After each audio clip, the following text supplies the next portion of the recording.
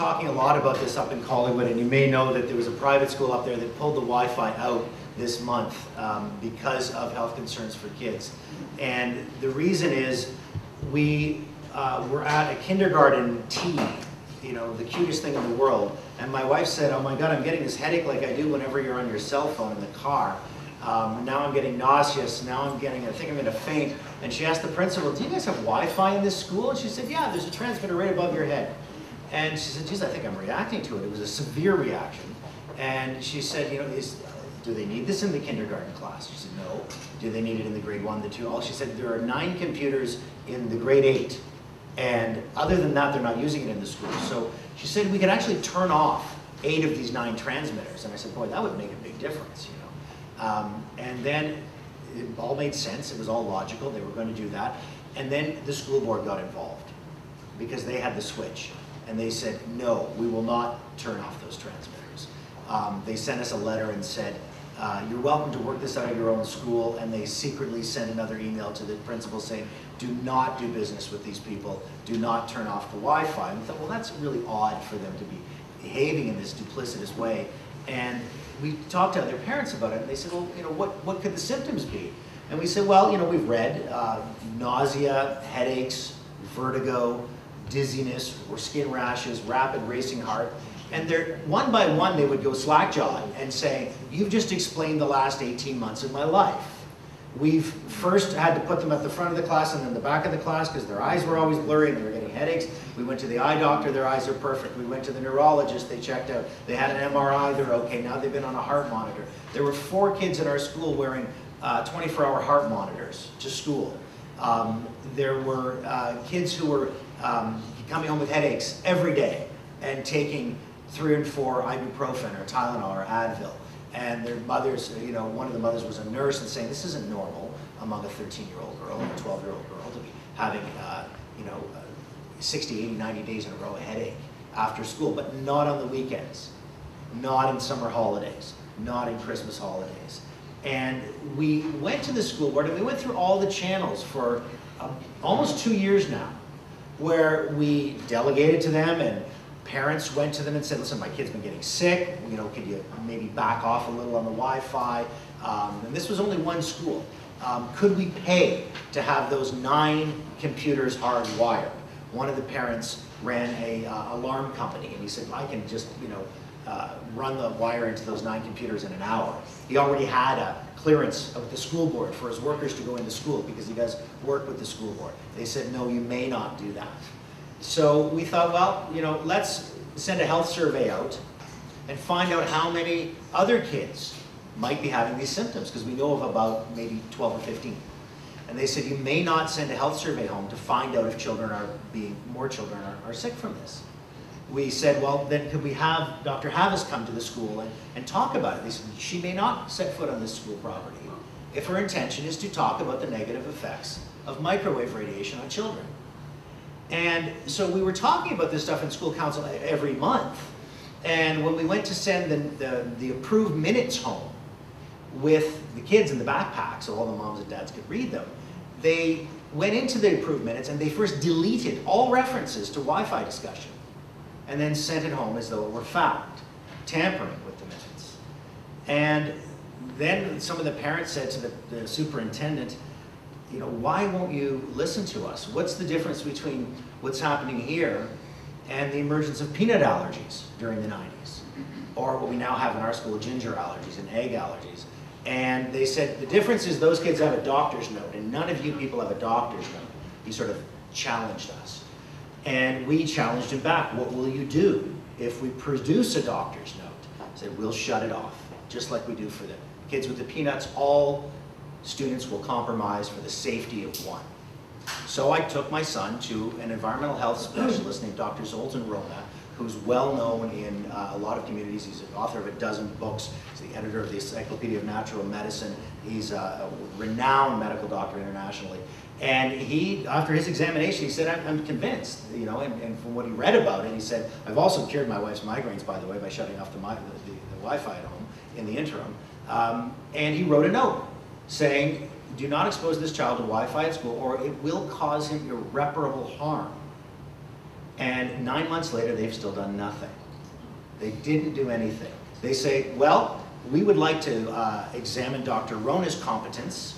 We would like to hire an independent medical examiner to challenge him on this diagnosis. We would like you to sign over all your privacy to your child's medical records. They started referring to him as disabled.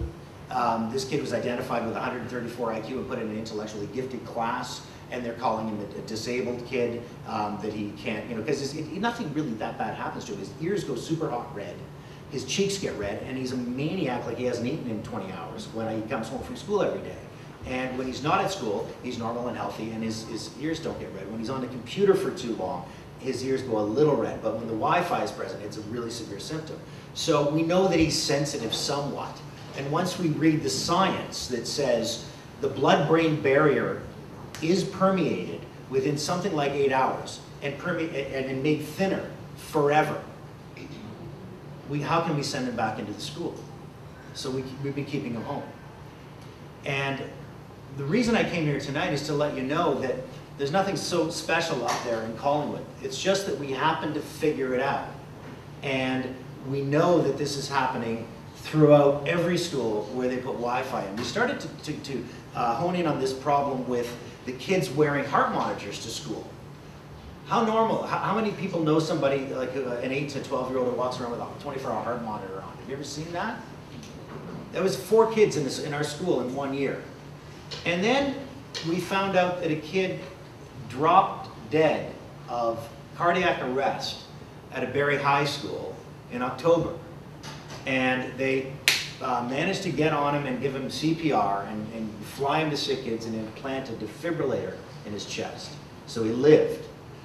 And we were trying to find out the kid's name so we could go and ask the parents if it was, was this in your family? Did he already have a condition? Do you know, could this be Wi-Fi related because of all the heart problems in our school? And we were told that the school board was not releasing his name. They were being very secretive. But the reporter said, he'll come back to school one day and there will be a hero day for the teacher and they'll name him then. And I said, well, how do you know that's going to happen? They said, well, that's what they did when the other kid dropped dead of a heart failure 4 months ago at another school. He was 12. And he was dead and cold on the ground at the school near Penetang. And the first responders were the police, and they had a defibrillator in the car, and they shocked his heart back pumping again, and they flew him to sick kids, and he got a pacemaker installed in his chest, and he's alive. We did a little more digging, and we found out that there were actually 2 kids, an 11-year-old and a 10-year-old, a little girl and a little boy, who actually didn't get revived, who dropped dead in school, in the gymnasium, after Wi-Fi was installed. And these things happen, you say, oh my God, that happened, and that happened again. And it's all in isolation. But when you start to put it together, and I worked with Dr. Havis, and she came up with some studies in the States and looked at the numbers, because it actually is a growing phenomenon of adolescent cardiac arrest. Go home and Google cardiac arrest basketball, and look how many kids are dropping on the basketball courts of America. There was one school in Chicago where 2 kids in 1 year died in a wrestling match in the same gym in different times. This is within the last 6-8 months. So this stuff is happening now, and it's becoming the new norm. And you have to really, if you're here tonight, you probably care about it enough to want to do something about it. A gift has been handed to all of us who care about this, and the World Health Organization on the 31st of May declared Wi-Fi, all radio frequency radiation, to be a possible carcinogen. That means they've looked at enough evidence that enough people got cancer from using cell phones on the exact part of their head where that's where the tumor was. And they also, by the way, looked at Wi-Fi. They looked at with 2.4 gigahertz, which is the frequency it travels on, and Dr. House will explain more about that. But they said, yes, this is a possible carcinogen, and they put it on a classification list, 2B. Class A means it's a definite carcinogen. Class 2 means it's probable or possible. A is a probable. B is a possible. So this is like its first entry onto the list. So it always comes in as possible. But now, how can they say that school is mandatory and attendance is mandatory for kids in a place where a class 2B possible carcinogen is radiating 100% of their time inside? They came and measured it at our school in hopes that it would be low, and they actually exceeded Health Canada's safety limit for human exposure on the very first measurement by 34%. They told nobody. They did not warn the teachers. The consultant's report says if you touch, the consultant was a friendly, right? So he was friendly to the board. And he was trying to dismiss it or downplay his findings. And he said, well, the child would have to touch the laptop in a significant way for more than about 4.5 minutes in order to be irradiated beyond Health Canada's safety level. So 4.5 minutes, it's a pretty normal amount of time. It's probably short. So they have this information and they're sitting on it. They buried it. They didn't warn anybody. I think by law, under the Occupational Health and Safety Act, they have to tell the teachers. They haven't done that. So they used to say, we go by the World Health Organization. Until the World Health Organization said, it might give you cancer. They say, well, we don't listen to them anymore. Now we listen to these criminals over here who are lying about it, right? Like Arlene King, the Chief Medical Officer of Health of Ontario, who I think should have her medical license revoked for ignoring the warning of the World Health Organization and actually saying fraudulently that Wi-Fi is safe, when in fact, nobody can make that claim. So what we're up against is, if you go tell your principal, nothing happens. If you go tell your friends, nothing happens. You have to write a letter to the principal, the school board, all the way up the line, and say, hand deliver it like it's a court document, and say that Wi-Fi has been declared a Class 2B possible carcinogen. I do not consent to my child being exposed to this. I have the right to prevent cancer in my child. I have the right to education in my child. You do not have the right to say that I am not allowed to prevent cancer in my child by heeding a warning from the World Health Organization. And the funny thing is, it's so dead easy to turn this thing off. This little system they're going to show you, this is $89 at Staples, and what it does is it turns every electrical, I could put one in here now, and it would turn every electrical outlet in this entire building into a high-speed internet connection. And it's working in a school in Collingwood right now, and the kids are saying, wow, it's way faster than Wi-Fi. And there's no radiation from it. So it's so easy to do. This is at Staples and Walmart and Future Shop and Best Buy, and you know, it's ridiculously easy to do. And they have no excuse and they have no right to expose our children to this when the evidence is so overwhelmingly powerful and the warnings are coming from the World Health Organization. So I just wanted to prime you with that, and I wanted to show you a little video if I could. Maggie, you've got it. She's so fast with this stuff. These are kids and parents from my school. We showed this to the school board. Hi, I'm Austin Lamont, and I'm 14 years old. I go to Mountain View School. I've been suffering weird headaches and dizziness and displacement. Like, it feels like my head is, like there's a lot of pressure in my head and it's like repulsing like this. And I just feel like displaced, and when I'm not there, nothing happens, so. And like, I get really like weak. And like it's hard to hold a pencil too, and I can't think straight. Starting this year at Mountain View, I've been getting a lot of headaches and it's been making me really dizzy, and like it feels like I can't concentrate and you feel like you're not really there. It's hard to explain. The thing that would concern us was that she always got better when she got home, and we couldn't figure out what was going on. We got her eyes checked and found out that wasn't it, and actually had everything checked and found out that wasn't it.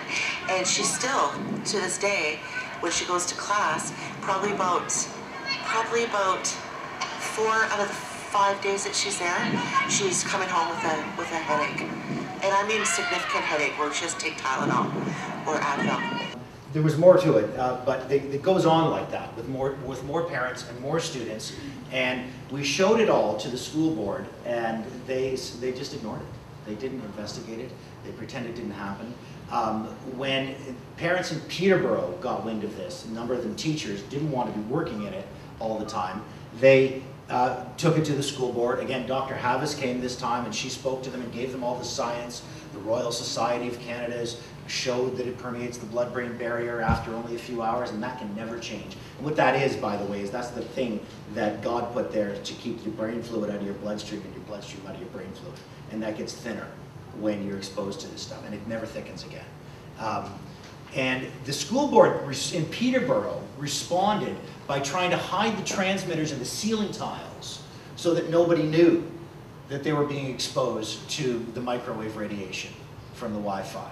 And So now they're being denied their basic right to know that they're being exposed to a class 2B carcinogen. So this is how school boards are behaving and will behave more than likely en masse, with the exception of one. In Saanich, British Columbia, which is on Vancouver Island, which is a rural school district, they actually banned Wi-Fi in April of this year in all of their elementary schools. Now the critics will say they didn't go far enough, but they did something.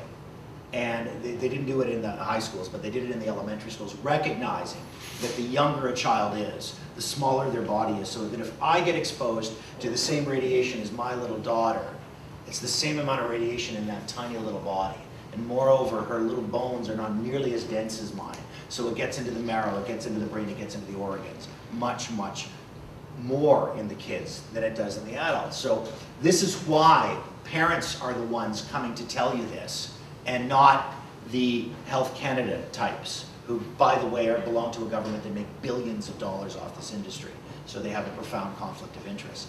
Parents are coming because they took extremely powerful Wi-Fi systems, enough to charge about 300 or 400 computers, and they put them in a school with the most vulnerable of society, the tiny little kids, and they expose them all day long. So you've got a perfect storm here. And within that storm, there are other little storms, like the kid with the undiagnosed heart abnormality, who may have died at 95 and never known that he had some supraventricular tachycardia or Wolff-Parkinson's White, or any of these diseases that occur in, or abnormalities that occur in the hearts of about 20% of humans. But they can get triggered to the point of death. They can get triggered to the point where we've had kids taken out of our school where their mothers say their heart's pounding so much they can see it through the shirt. And the kid goes white and he can't talk, and he grabs mom's hand and he puts it to the chest, and the mom more or less evacuates the kid. And this is the new normal. 100% of the schools in Simcoe County now have defibrillators. This is the new normal. York Region, as I understand it, was an early adopter. I don't know much about this, only a little, but it was an early adopter with Simcoe. I was having a conversation with a teacher from York Region, and she just said, oh, there was a kid died in my school. I don't know if anybody heard about this. It was in the local news. I think it was in the last year or so. Kids don't die at school, except now they do. They're not dropping en masse, but little ones here and there are the canaries in the coal mine. And the big danger, frankly, is the ones who show no symptom, because those are the ones who can handle the 15-year exposure, and those are the ones that get bumped up to the high on the list of cancer risk, according to the World Health Organization. So I worked as a journalist for 20 years before I retired up to Collingwood. And I was a foreign correspondent with CTV News. I held bureaus in Jerusalem, in New Delhi, in Beijing. I was an investigative reporter for CBC Radio, for CBC Television. And I used to find stories like this and really go for it, you know, and expose it. I retired from all that, and then I went up to Collingwood, where it was going to be a lot sleepier for me, not so many terrorists and gunshots. And I wind up in the middle of what I think is the biggest story affecting our society today: the irradiation of a generation of Canadian children. And it's not going to stop because the government's going to realize they're wrong and we're right. It's only going to stop because meetings like this go out, and if every one of you get 10 more people and you start writing those letters that say, quite rightfully, I don't consent to my child being exposed to a class 2B carcinogen in school. Stop it tomorrow and keep them home. I kept my kids home for a year. And then this private school took them out and we put them in. But I still want them to have their public school back. So I'm going to hand it over to Dr. Havis now, who I should point out, if you haven't heard of her, she talks a lot about this because she teaches about it. She's one of the few professors in all of Canada who actually teach courses on this, on the effects of electrical radiation, and not just Wi-Fi in schools. It's a small part of her knowledge base on this. She lectures internationally. She's in demand among medical doctors. I have seen her hold the attention of a room of the top leading edge medical doctors in North America, all listening to what she has to say about this quite attentively and taking notes. A lot of the push in the medical profession is coming from doctors who got sick, because their training didn't train them to think that we're right about this until they get sick themselves, and none of their medicine can make them well again, and then they come on side. Dr. Havis has a long career of figuring stuff out before the rest of us. She figured out acid rain in the early 70s and went to the high Arctic to prove with natural sulfuric vents that affect the clouds and get into the entire water cycle that there will be entire vegetative and animal destruction if you continue acid rain down here in southern Ontario. And the science that she published eventually led to international legislation by the US and Canada under Mulroney and Reagan to stop acid rain and curb pollution for all of North America. So she's used to waiting, you know, 10 years until we all figure it out. But in this case, I'm not so patient because my kids are affected and all of your kids are affected. And she's, here she is now to tell us about what she knows about that. First of all, I would like to thank everyone for spending the Thursday evening with us here to learn about Wi-Fi and some of the hazards that children are exposed to in the school environment. I'm very passionate about this. I've been working on it since the early 1990s. With acid rain, it took us about 10 to 15 years to get clean air legislation, and it's going to take us a lot longer than that. And part of the reason is we're up against a very powerful wireless industry that's making billions of dollars by selling this kind of technology. And they're lobbying the government just as individuals are lobbying the government. And they have a lot more money than we have, and they have a lot more lawyers. And they can buy medical doctors, and they can buy scientists to produce the type of studies that they want, showing that there's absolutely no effect of this radiation. So if anything, this is very much a David and Goliath. And on the side of David are parents and teachers and the occasional doctor who gets it and the occasional lawyer who isn't afraid of standing up against a very powerful industry. And the individuals around here who have either become ill or know of someone who has, and they want to make a difference.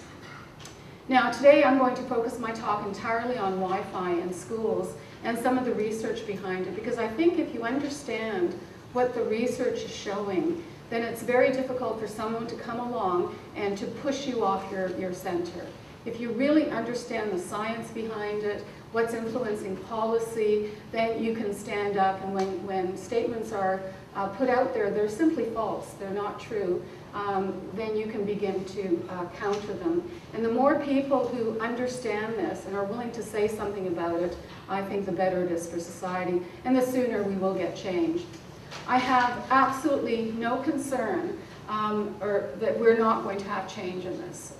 Actually, the faster the technology comes on, the more people who become ill, the faster change will happen, because you'll be able to put the cause-effect together. Before I talk about this, Trish came up to me earlier, just before the talk, and she has an announcement or something to share with you. And I think there are so many areas where we're fighting this, whether it's smart meters on homes, whether it's cell towers in your community, and she wants to share a success story. So I'm going to just ask her to share your story with us, and then I'll start my presentation. I was a high school principal, retired, and I didn't know all this, and that scares the shit out of me, because I was the one who'd sign, yes, we can do this, yes, we can do that. Believe me, I would not be signing for Wi-Fi in my school now.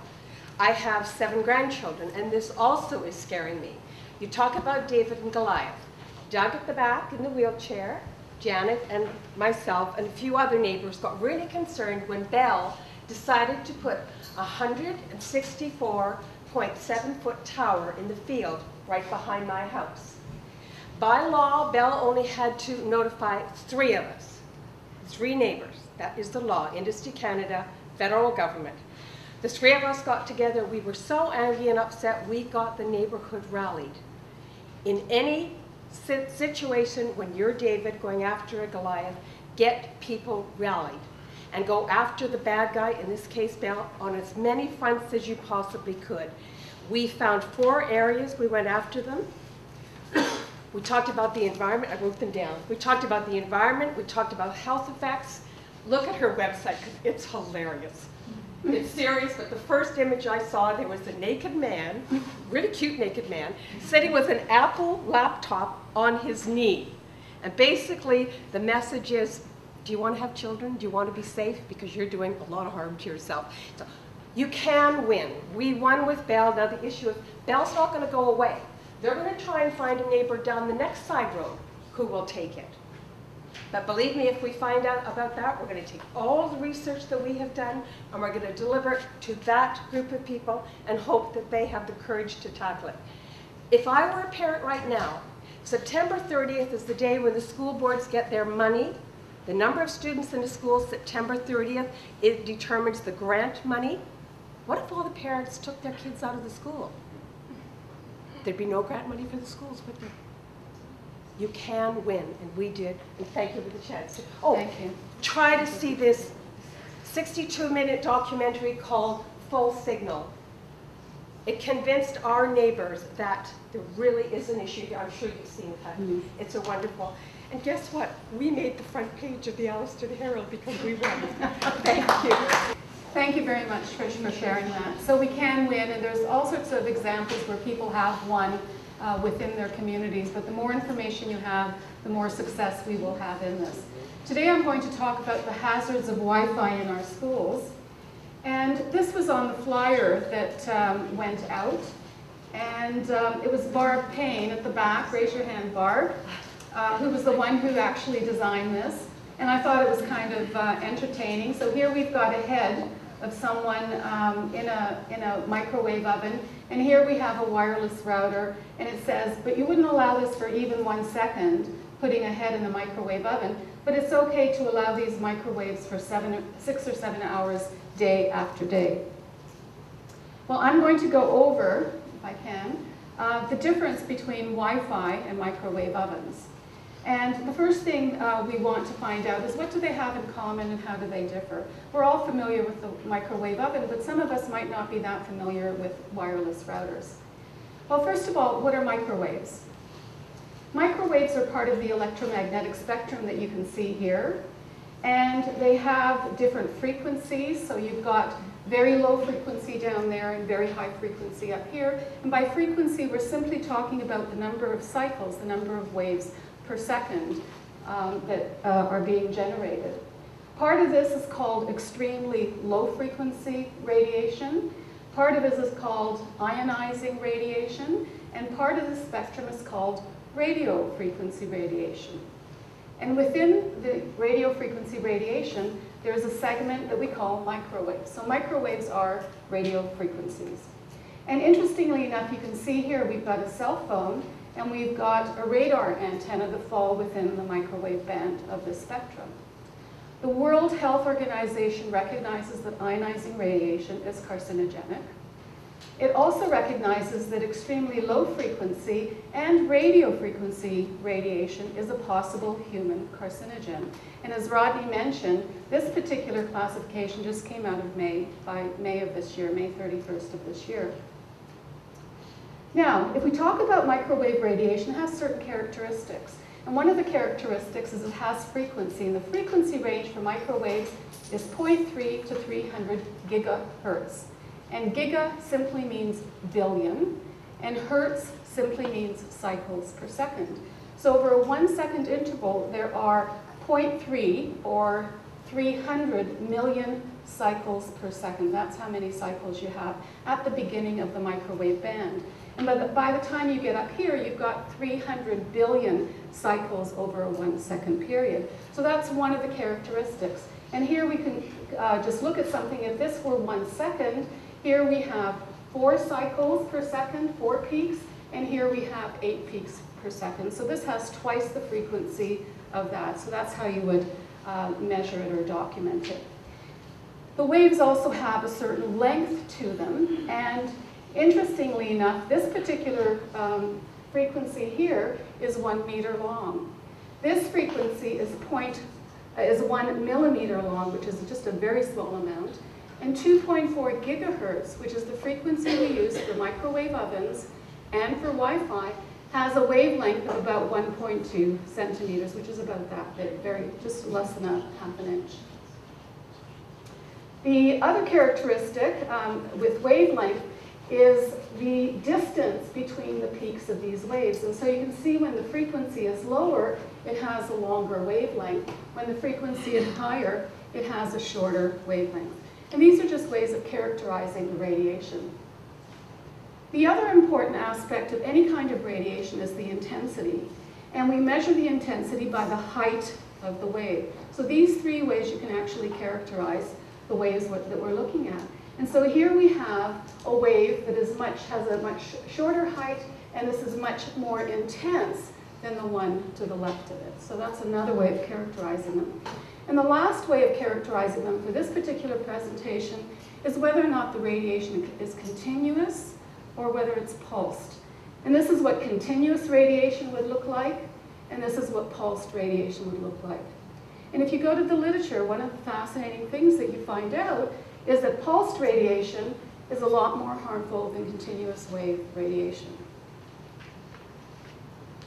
And I'll be talking more about pulsed radiation in a minute. Now, I've heard a lot of people say that why are we concerned about Wi-Fi when most of the energy that we're exposed to, most of the radiation is coming from the sun? We get so much microwave radiation from the sun that we shouldn't be concerned about Wi-Fi at all. Well, this shows you with height, altitude above the Earth, different parts of the electromagnetic spectrum and how deeply they penetrate to Earth. And so one of the things you'll notice is that gamma radiation and X-rays and quite a bit of ultraviolet is actually filtered out in the upper atmosphere. So it never reaches the Earth. Thank God, because this is really damaging. We see here that part of the infrared is filtered out as well. But visible light comes through, that's why we can see the sun and the stars and the moon. And radio frequencies come through as well. So they're right, microwaves and radio frequencies do come from outer space.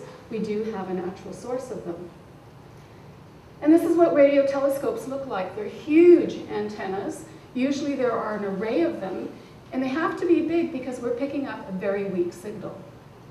So the amount coming from outer space is infinitesimally small. So if anyone tells you that we get more radiation from the sun in the microwave band of the spectrum, you tell them they're out to lunch. Because if we were getting a lot of radiation, it would interfere with our technology. And there's no interference, not from this type of source. As a matter of fact, if you happen to go to one of these places where they have radio telescopes and you use your cell phone, it will interfere with the signal. So one cell phone will give a much higher intensity of radiation than you would get from outer space. So this is an absolute fallacy. Now there are man-made sources as well. And the first man-made source, does anyone guess when it was when we were exposed to the first man-made source of radiation, microwave? Anyone? It was in 1939, and it was radar. Radar was invented during the Second World War. It was used to detect enemy aircraft, and that was the first time microwaves were deployed in Britain. So it was a very small percentage of the population were exposed to microwave radiation. So radar actually uses part of the microwave band of the spectrum. So prior to 1939, humans on planet Earth were not exposed to microwaves at all. What happened after that? Well, we found out the microwaves heat. And so we began to develop very large microwave ovens called radio frequency heat sealers. They're called, plastic welders. And this is what's used to make all of the packaging that we have for many of the devices that we buy. You know, it's really hard to break into the package. They're sealed with microwave radiation. And this is the warning that you see. If you have a pacemaker or other similar implanted device, do not go beyond this sign. Please request assistance and appropriate measures will be taken. These are incredibly powerful sealers.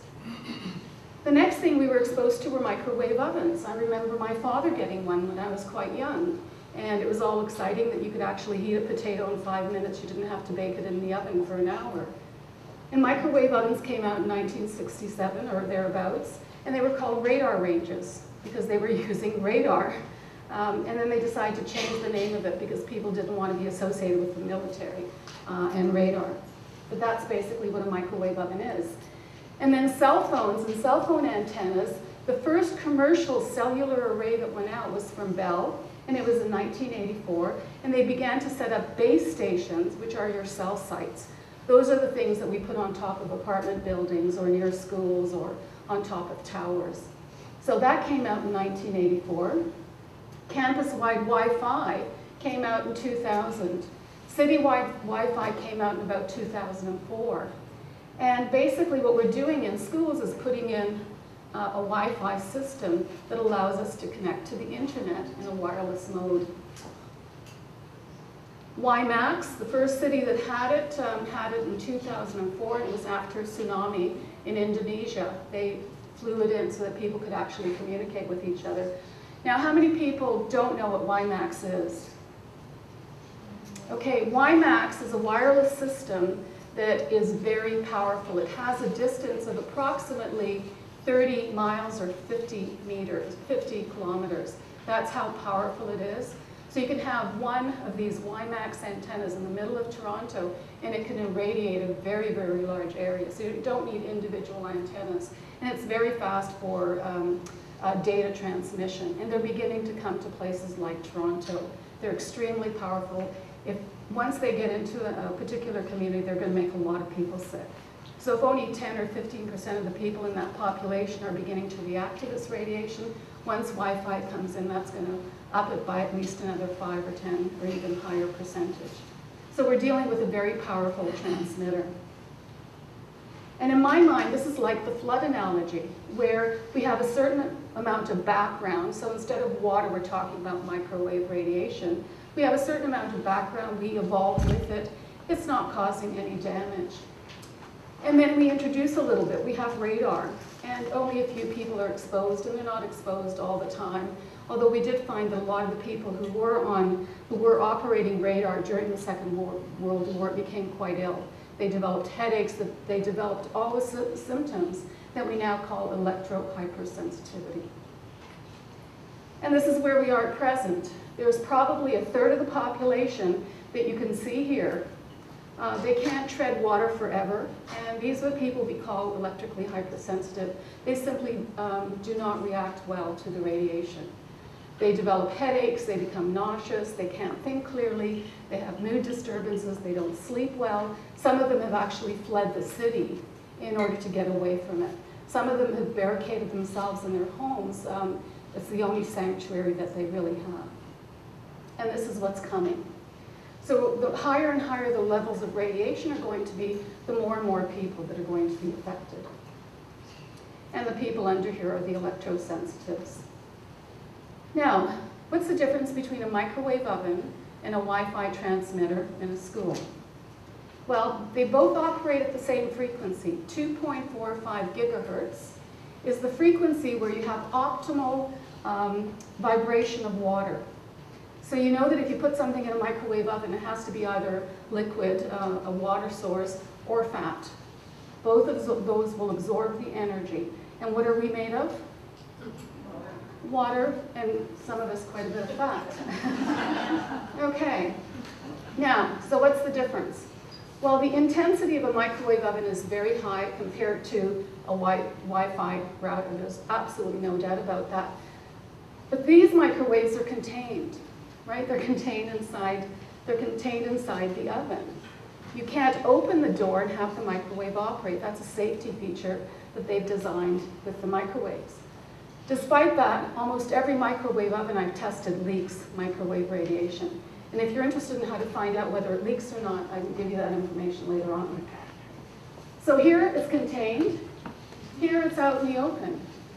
As a matter of fact, if you took the antenna and you put aluminum foil around it, you would reduce the radiation, but it wouldn't work. Here we have it on all the time. So kids are exposed for 6 hours every school day to this very low level, relatively, radiation. So we're going to have a microwave cooking lesson for those of you who don't use microwave ovens. If you take a potato and you put it in a microwave oven, let's say a 600 or 700 watt oven, the potato will cook in anywhere from 5 to 6 minutes, depending on how large it is. And I've done this. If you take that potato and set the power to 50%, which you might use for warming things up normally, how long do you think you have to cook that potato? 12 minutes. And I've done it. I've put it down to 50%, and it takes about 12 minutes to cook. Now, this is called the time-weighted exposure. Now, instead of the potato, let's take kids, Instead of the microwave oven, let's take the classroom. How long are kids exposed to microwave radiation?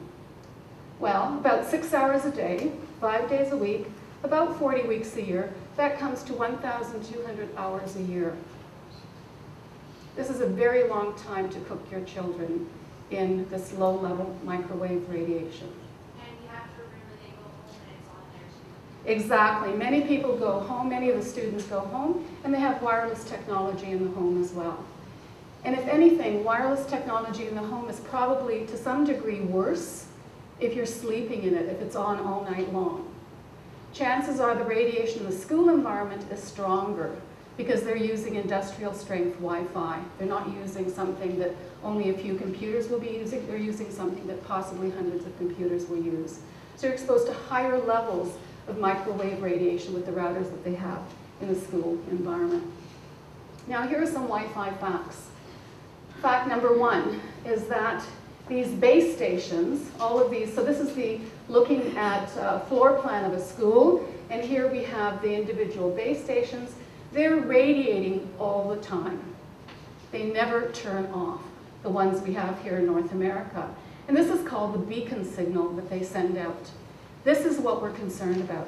It's not the radiation when we're actually using it. That adds to it, but that's only intermittent. So what we're really concerned about is this constant radiation in the background, whether you're using the computer or not. It's just constantly on. It's like having lights turn on all the time and during the middle of the day when you don't actually need them. Another fact, the more kids that are using it, that are connecting and uploading and downloading information, the higher the levels of exposure. The 2 highest exposures are going to be near the computer because it has an antenna on it, and near the wireless router. Now, if you're in a school that has multiple stories, and you have a classroom immediately above this, who's going to have the highest exposure? It's going to be the teacher standing immediately above that wireless router, because they're a lot closer to it. So the router doesn't have to be in your room to be exposed because it'll go right through walls. Although if you have very thick walls, it'll be attenuated to a certain degree. Fact, Wi-Fi radiation is pulse, the ones that we're talking about for the routers that we're using, and it's more harmful. Now we don't quite understand why it's more harmful, but there is one part of the puzzle that I think has something to do with this. This is an example of continuous waves. And you can see there's a little bit of oscillation. The peak, the highest value we're going to get, is very close to the average value that we're going to get. When you have pulsed radiation, this is what it would look like. That's the peak value, the highest value. The average there is averaged over the high and the low. So the average would be about there. So there's a big difference between the peak value and the average value. Now, interestingly enough, Safety Code 6, Health Canada's Safety Code 6, is based on a 6-minute average value. So if you have Industry Canada come into your classroom and they measure it, they're measuring pulsed radiation, and they're giving you the average. They have no idea what the peak values are. It's not the average that is biologically active. It's the extreme that's biologically active. So we have to know what that peak value is, and they don't do that. Now, something very interesting happened in 1984. This is a journal called Microwave News, and the editor of this is Dr. Lois Slesson. And on the front page of his Microwave News, it says, "Microwaves promote cancer." And I'll just read this to you so people at the back can follow it. Microwaves can promote cancer, according to the first long-term study of microwave exposure ever carried out in the United States. The $4.5 million study revealed that exposure to low levels of pulsed 2,450 megahertz, which is the same as 2.4 gigahertz, which is the microwave pulsing in your Wi-Fi, caused a statistically significant increase in malignant tumors among rats. The new cancer came from a 5-year study headed by Dr. Arthur W. Guy, the director of the Bioelectromagnetics Research Laboratory at the University of Washington School of Medicine in Seattle. The study was sponsored by the U.S. Air Force. In addition to a general increase in cancer incidence, the experimental results suggest that microwave exposure is responsible for wide-ranging effects related to the adrenal glands and the entire endocrine system. Okay. This is a study done by the US Air Force, came out, according to the insiders, came out in 1984. They called it pulsed radiation at 2.45 gigahertz. They didn't call it Wi-Fi because that wasn't a term that was used at that time. This is the beacon signal of a Wi-Fi station. So if someone tells you there are no long-term studies with low-level exposure, you have to correct them because this is the first study that was ever done. And it was looking at rats. Now, let's go back. Let's assume this is your Wi-Fi router. It gives off a constant beacon signal. This is your pulse 2.45 gigahertz. And whether you're using the computer or not, you are being exposed. Everyone in that school environment is being exposed to this radiation. When you upload or download information, you then have another signal on top of that.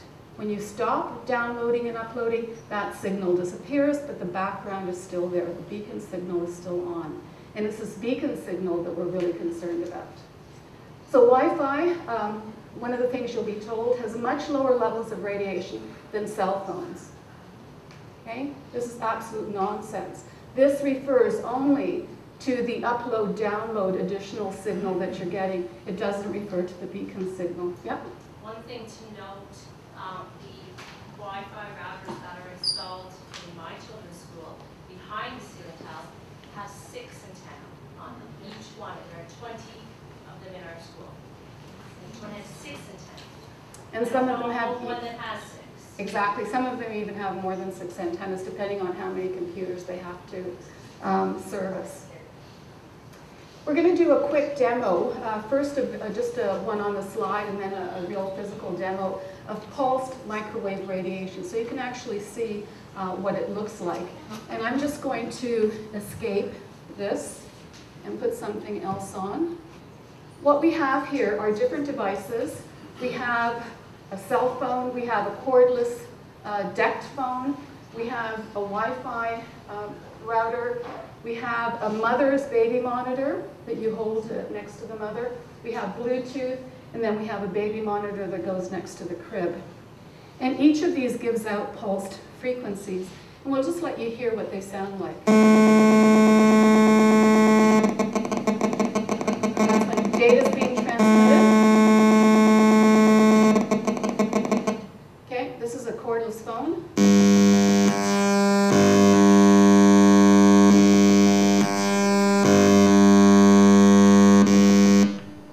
This is the Wi-Fi. Pulse.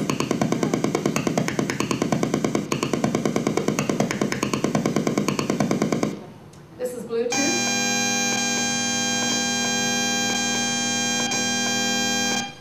This is the mother's baby monitor. And this is what's next to the crib.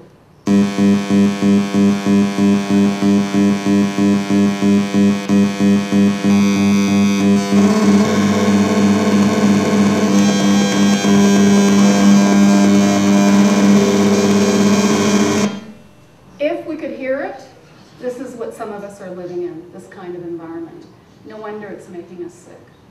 The fact that we can't hear it, see it, taste it, some of us get headaches and can sense it, but those of us who don't, we just live in a soup of radiation. Now Bob Conley is here, and he's brought in his Wi-Fi, and he's going to give us a demonstration. That's what it looks like. And he has a meter here. You going to use that meter, Bob? Are you going to turn it on? He's going to turn it on. So if anyone's really sensitive here, you might want to move for this short presentation.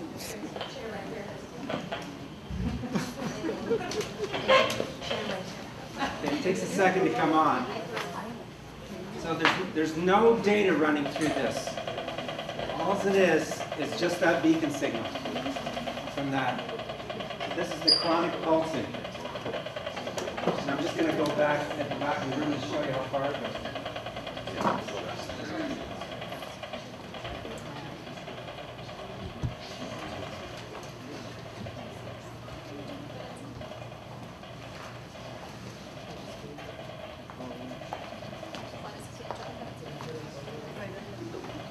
So what I'm going to do is I'm just going to pull it down here and go. I'll stop because this man has just absorbed all the frequency in his body.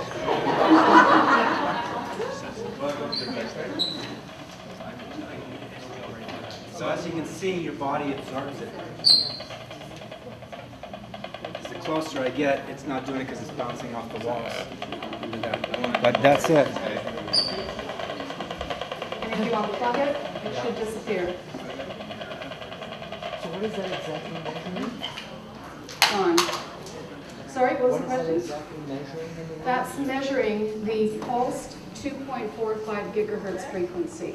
So this is a radio frequency meter that measures that pulsing It will be frequency. coming from where? From outside? No, it's coming right from this. From this one? Yeah, from this unit here. Okay, so this is just a Wi-Fi unit that you could get.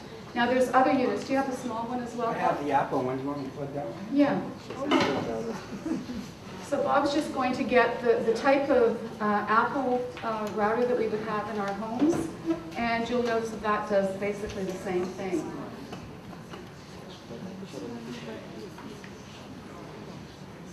And the real problem is the fact that we're just not aware of it, so we're exposed to it. If someone comes into your home with one of these meters and they do an analysis for you, you'd be amazed at what you're exposed to, even if you don't have the technology in your own home. If you live in a condominium, or if you live, in row housing where your neighbors are very close, they have the Wi-Fi, they have the routers, you're going to be exposed to their radiation.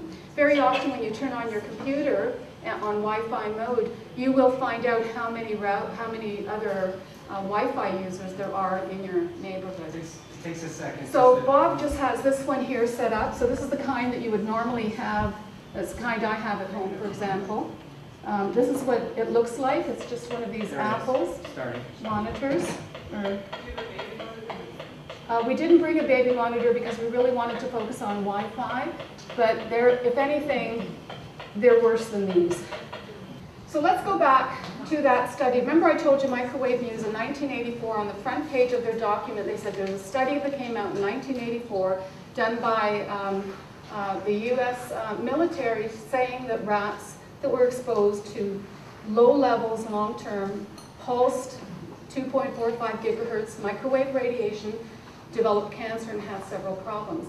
What was really interesting is the insiders knew about it in 1984. It wasn't published for scientists to read it until 1992.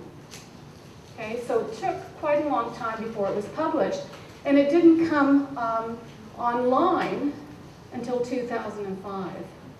So the insiders knew about it 27 years ago. Scientists, if they knew what to look for, learned about it 19 years ago. And for those of us who are on the internet, and that might be our only source, it was only available 6 years ago. And you have to know where to find it. Now, this is an absolutely critical study, so I'm going to take a little bit of time explaining it to you, because it really is one of those key studies that changes policy, and this was instrumental. You want to hand them out? Not after. And by the way, I have a shortened version of this for everyone in the room, so you don't have to take notes. You'll be able to walk away with the key information and show it to anyone that you want. So in this particular study, that's the waveform that they used. It was pulsed 8 times a second. The intensity was measured in something called the specific absorption rate. And this is the highest level that occupationally exposed people can be exposed to. So it was below the guidelines for occupational exposure. And the duration was for 21.5 hours a day for 25 months. So that's how long this particular study lasted. And this is what they found. They found that it affected the immune system.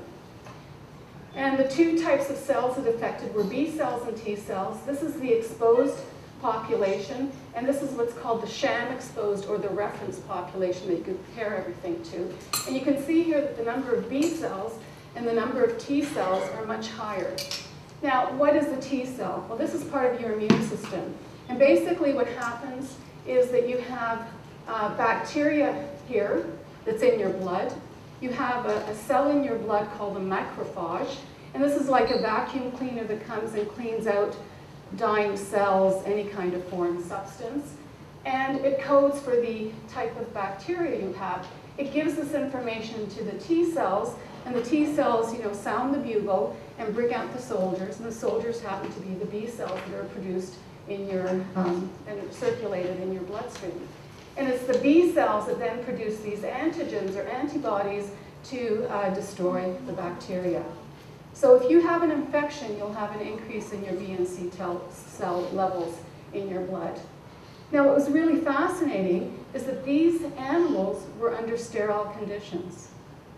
There were no bacteria, no viruses that they were exposed to. Indeed, the military did that deliberately because this would reduce the cancer risk. They were hoping to find a no effect. And the fact that they did find an effect meant, well, we can't release it yet, let's release it 10 years down the road. And that's what they did. Now, the other fascinating thing in this particular study was the number of different cancers or tumors that they found in the rats. Here you have a variety of organs. Here you have the type of lesions or tumors that were produced. And here we have the exposed population and then the sham exposed population. And B stands for benign, P stands for primary tumors, and M stands for metastatic tumors. And so they simply counted in 100 mice, both for the sham exposed and the real exposed, they simply counted at the end of the study how many tumors they had. And if we look at the entire data set, this is what it looks like. And I'm just going to give you the overall summary for it. Benign tumors, 62 in the exposed population, 53 in the reference population, a slight increase, probably not statistically significant. Primary tumors, 18 versus 5. This was statistically significant. So there were many more primary tumors in the rats exposed to the radiation. And if we look at metastatic tumors, there was a doubling of them, 100% increase in this low-level, long-term study. What are the effects of long-term exposure to low levels of pulsed radiation? An increase in primary tumors, an increase in metastatic tumors, and alterations in the immune system. These animals are under a great deal of stress, and that's basically what's happening to kids in schools. If you have something that affects the immune system of children, what are they going to do? They're going to get more colds, the colds are going to last longer, they'll catch every infection that's going around. So they're going to actually be compromised if there's problems with their immune system. Now, the World Health Organization in May of this year classified radiofrequency electromagnetic fields as a class 2B carcinogen, and they based that in part on the study that I just showed you. So this was a very important part of their research. They also based it on epidemiological studies of cell phones that I won't get into because I'd really like to just focus on the 2.45 gigahertz frequency. Now, Swisscom in Switzerland, they were following the research. You know, the World Health Organization is in Switzerland. Switzerland is a very advanced country, both in terms of healthcare, social justice, money laundering, and technology. And so Swisscom had a patent in 2004, and the title of it was Reduction of Electrosmog in Wireless Local Networks. And basically what they did is they developed a system where you get wireless technology on demand, which means that beacon signal isn't there until you need it, which makes infinite sense. So let's go back to our school environment. You've got the kids beginning to download information. They activate their computer, and what happens, both the beacon signal and the information come simultaneously. They stop using it. What happens? It all goes away. So most of the time, they're not exposed to any radiation at all. It's only when they're actually using, downloading, or uploading with the technology. Now, Swisscom went beyond that. They thought, if we can do this for wireless routers, let's do it for cordless phones. So they came up with this new phone, EcoMode Plus, in 2008. And this is basically a cordless phone that's on demand. It's not radiating all the time, like your cordless phone is in your house. Because most of the cordless phones we have here in North America are just like the beacon signal with Wi-Fi in the school. It's next to your bed. You are being exposed all night long. You don't have to be making a phone call. And what's really interesting is that it uses 80% less radiation and 60% less energy. So if we shifted to this system, we'd be saving energy from all of these wireless routers as well. Now, what other types of studies have been done at this particular frequency using pulsed radiation? Well, there was a study looking at sperm. And it's a preliminary study that came out last year. And this is basically what they found. There was a decrease in sperm motility. More sperm became immotile, so they stopped moving completely. And there was an increase in DNA fragmentation. The DNA was actually damaged by the pulsed radiation. And it wasn't due to heating, which is what our guidelines are based on. And what happens with kids in school? They have a laptop computer, or kids at home, or possibly some of you in the audience. You take your laptop computer, you put it on your lap. It's probably the worst place you can put it. We know it affects sperm. We think it also affects egg, but we don't have any information on that yet. And the reason for that is egg is very difficult to harvest. Sperm is relatively easy to harvest, right? Another study, and this is a study that I was involved with Dr. Jeff Marangel, and here we looked at the effect on the heart. A lot of people, just as Rodney was saying, kids are having these heart palpitations, and they have irregular heart rates, or they have very fast heart rates, and their cardiologist can't figure out what's wrong with them. Well, it's happening with adults as well, and many people who claim to be electrically hypersensitive say they go into a store, a new environment, and suddenly they feel anxious, their heart's pounding, and all they want to do is get out of there. They feel dizzy, they feel sick, and they can't figure out what it is. But as soon as they leave that environment, they begin to feel well again. And so I thought, well, this is something that's relatively easy to measure. We know how to measure the heart. And so we used a technique called heart rate variability. And we hooked up a number of people, and we exposed them to 2.45 pulsed radiation from a cordless phone, not from Wi-Fi, but it's the same frequency. And this is one of the patients we looked at. And these are 3-minute intervals, and basically we're monitoring any changes in the heart. And the question is, this kind of data would be sent to Dr. Marangel, who's an expert using the technology, and we'd say, okay, has this person been exposed? If so, when? And did it affect them? And did it affect them adversely? And so he would look at this and come up with his ranking. Well, that's one person. Can anyone tell when they were exposed? Pardon? Okay, that's the heart rate, that's the time between beats, and the fact it's nicely rhythmic is actually quite good. Well, that's their heartbeat during those 58 beats a minute, 56, 58. And this is when they were exposed, right here. This was a pre-test exposure, and then the sham exposure, so things were turned off without them knowing it. And there doesn't seem to be an effect, so this person isn't reacting. Now, what about this subject? That's the heartbeat. This person is lying flat on his or her back, and they have a heartbeat of 68. They're exposed, and it jumps to 122. They're not even moving. They're just lying there. They're not exposed, goes back down. They're exposed again, goes back up. This is the kind of reaction that we're getting from people, and this is called tachycardia. As a matter of fact, today I got 2 emails. Both of them were from adults who have heart problems, and they said that they've had heart conditions all their lives, and their hearts have been really acting up recently within the last few months. And someone read that possibly the cordless phone in their home could affect it. So both of them, and this is in 2 totally different locations, one was a man, one was a woman, they simply disconnected everything wireless, and they haven't had a reaction from their heart. And they've gone to their cardiologist, and their cardiologist can't make heads or tails of it, and simply won't believe it could have anything to do with something in the environment, which is amazing. This is, sorry? Why were the subject so different? One was sensitive, one wasn't.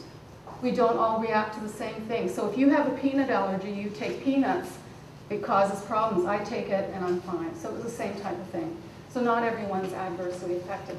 And this is a young boy who Rodney mentioned who had to have his heart monitored because the doctors couldn't figure out what was wrong with him. And it wasn't until they had all the Wi-Fi disconnected that his heart was beginning to act normally again. And this is happening over and over and over again, and eventually say, okay, you know, there has to be something to this. It's not in your head. Another study, this is something I did with myself. This is not peer-reviewed. The previous one was looking at the heart rate.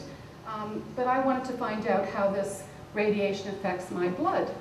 And so what I did is I pricked my finger, put it under a microscope, and this is called a live blood analysis. And I looked at my blood, and it looks pretty healthy. These are individual red blood cells. You can see some of them are clumping together, but mostly they're round, they're the right shape, they're nice and free-floating. And this is what happened when I used a cordless phone, 2.4 gigahertz pulsed radiation for 10 minutes. This is called rouleau formation. And what that means is your blood cells are actually sticking together.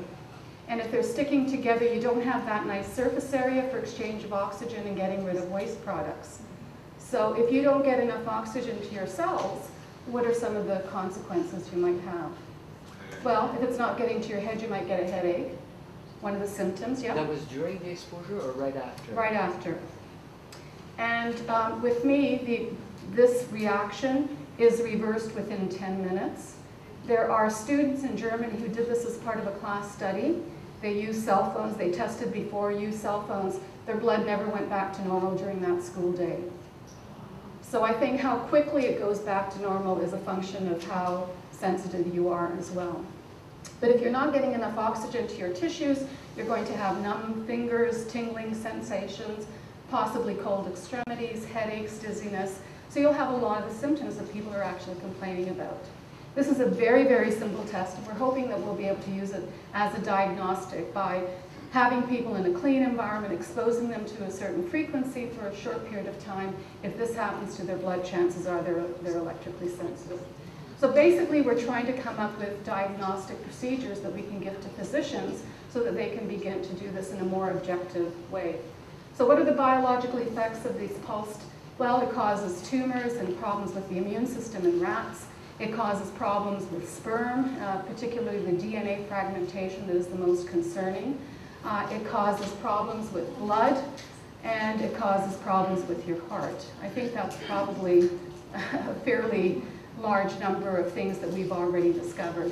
There's also what Rodney said, there's an increased permeability of your blood-brain barrier, affects melatonin levels, it affects calcium. So we can go on and on and on for what microwave radiation does. But what I'm showing here is strictly for the 2.4 pulsed frequencies that kids are exposed to in the school environment. In 2010, there was a report from the Standing Committee on Health here in Canada, in Ottawa. They had a number of people testify, including Rodney. A number of scientists from around the world came. One came from Greece. His research funding has been cut. Another came from France. She lost her job. She was working for IARC, the International Agency for Research on Cancer, that just recently classified radiofrequency as a Class 2B carcinogen. Another came from Sweden. He's been kicked out of his lab. And the fourth one came from the United Kingdom, and he was retired, so they couldn't touch him. So this is what happens to people who speak out about this. They're penalized for it. Anyway, they reported to this particular committee, and they came out with their findings in December of last year. And what they recommend is that research be funded. There's virtually no money in Canada or the United States to fund independent research. The only money you can get is from the utility, and once you tie yourself to the utility, you can kiss your credibility goodbye because they've bought you. They recommend that the literature be reviewed on this. They recommend that Health Canada and Industry Canada do a risk assessment and that they provide the information to the public. None of these things have been implemented, by the way, even though this came out a year ago. That Health Canada and Industry Canada provide awareness sessions on radio frequency radiation, and I think this is probably the most important, that Health Canada receive and respond to reports of adverse health effects associated with radio frequency radiation. So when kids in school are saying, "Mommy, my heart's pounding," that information should go to Health Canada, and they should be documenting it. And basically what's happening is they're treating our kids like guinea pigs, or like lab rats. And they'll collect data, and eventually in 5 years' time we'll realize that these are the health effects, and had we known better we would have reduced the exposure sooner rather than later. Another group that came out this year, so there's a lot of groups now who are really being quite vocal about it. The media is covering it to a certain degree, but the media is also very much funded by the utility. This is the Parliamentary Assembly for the Council of Europe, and this is Resolution 1815. It says, the potential danger of electromagnetic fields and their effects on the environment. They've got some absolutely excellent recommendations, and you can find this on the website. But I'm just going to highlight the ones they have for children because of the time available. Concerning the protection of children. Develop within different ministries, education, environment, and health, targeted information campaigns aimed at teachers, parents, and children to alert them to the specific risks of early, ill-considered, and prolonged use of mobile and other devices emitting microwaves. For children in general, and particularly in schools and classrooms, give preference to wired internet connections and strictly regulate the use of mobile phones by school children on school premises. So this is what the Council of Europe is actually recommending, and it's not something that Canada is taking seriously. Now, the really good news is that there are wired options. Some people believe that if you don't have Wi-Fi in your school, you can't get on the internet, and that's just not the case. So you can have Ethernet connections, and indeed, in many of the schools that are now having Wi-Fi put in, they already have Ethernet connections. Kids already have connectivity. There's no issue with that at all. The only difference is now they can sit in the hall and work on their computer, but according to the fire marshal, it's illegal to sit in the hall and work on your computer, so it really doesn't make any sense. Fiber optics is another way to go. That's probably a little bit more costly, but it's secure, it's fast, it's probably the best method. But there's a really inexpensive method, and Rodney was the one who helped put it into one of the schools that his kids go to. And this is the box. It's called D-Link. You can buy it from Future Shop, a lot of the different Staples, a lot of the different places, as you mentioned. And it's a really, really simple system to use. Basically, if you buy a box like this, it costs about $80. $90, okay. And you get two of these little gadgets. This is what they look like. You plug this into the wall.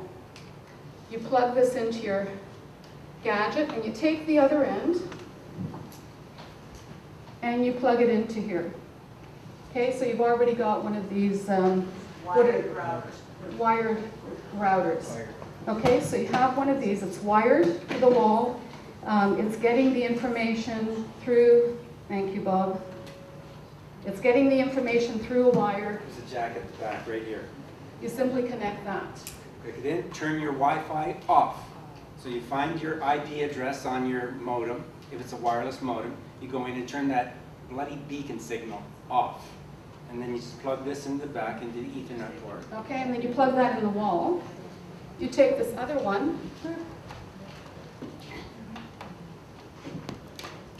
and you plug this into your computer, and you plug that into the wall.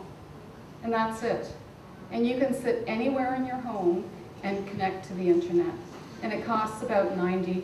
Yep. So if you have friends and neighbors that have a wireless router, if they're not accepting all of this information, you could give them that option, and you can actually turn off their wireless router. They don't have to buy a new router also. Exactly, exactly. And by the way, for those of you who have Bell, I contacted Bell to turn off my wireless router, and the woman there said, well, why do you want to do that? And I said, well, I don't want to be exposed to this radiation.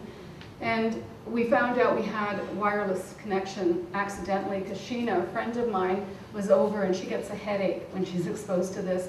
And she was getting a headache in my office, and I said, but Sheena, my office is really clean.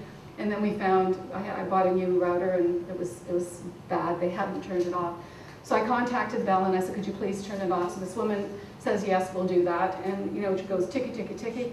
And then she says, okay, it's turned off. And I said, well, actually it is. And she said, well, how do you know? And I said, well, I'm measuring it, and the levels are high. You haven't turned it off. She says, okay, I'll bump you up to someone who knows a bit more than I do about this. And so she bumped me up to someone, and the same thing. I said, could you please turn it off? And he said, why?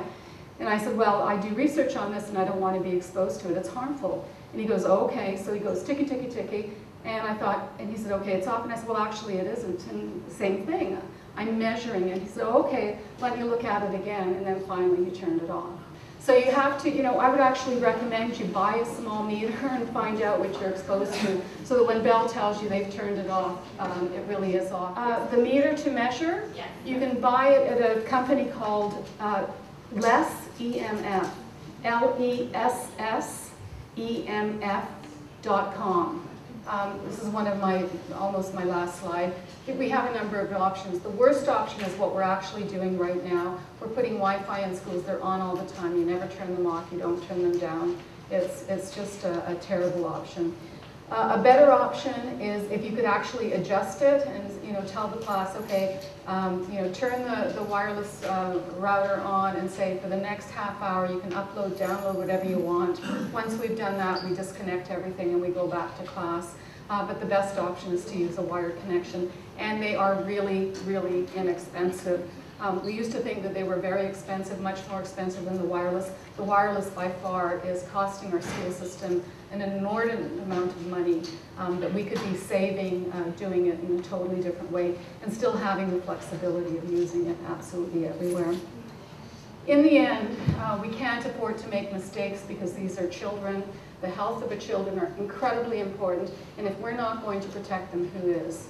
If you have the information, I think you're obligated to do something about it, whether you're a mother, a grandparent, a teacher, someone running for political office who has a lot of ability to really make change. I think, it's really due to all of us. If we really want to make a change, we have to do something. And I really appreciate everyone for coming. This is my last slide. I know we're going to open it up for questions and comments, so thank you very much.